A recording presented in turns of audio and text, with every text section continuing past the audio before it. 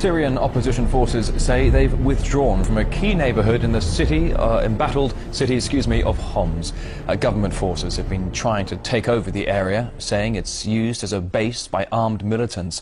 All this while the country waits for the arrival of Kofi Annan, the new UN and Arab League envoy who's vowed to stop the killing and start dialogue. RT's Maria Finoshina is reporting for us in Damascus.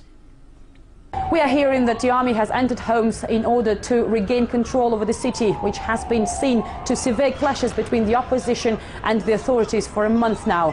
Syrian media reports that during this operation, French officers have been detained. Reports say that the men confessed they were captured by the opposition fighters, but failed to clarify why they were in Syria. We are also hearing that France has already reacted to the claims by returning its ambassador to Damascus. These reports follow the Free Syrian Army members' claims that it's already received weapons and anti-aircraft missiles from US and French sources. Earlier, the Arab League has refused to rule out giving arms to the opposition here in Syria if the violence and the killing doesn't stop. This in contrast to the US Secretary of State Hillary Clinton, who admitted that arming the rebels here in Syria could be very dangerous, as weapons could end up potentially in the hands of Al-Qaeda. Well, the situation here on the ground is very tense and complicated. The UK says it is now evacuating its embassy here in Damascus, citing security concerns. But meanwhile, peaceful efforts are also taking place here.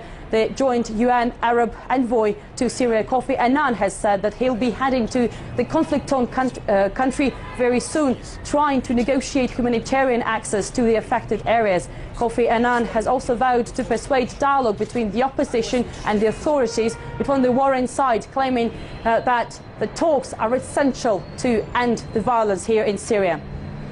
RT's Maria Finoshina reporting there. Well, meantime, Kamil Otrakci, a contributing editor with online magazine Syria Comment, says the desire of some foreign states to push for President Assad's departure could ultimately hamper Kofi Annan's mediating mission.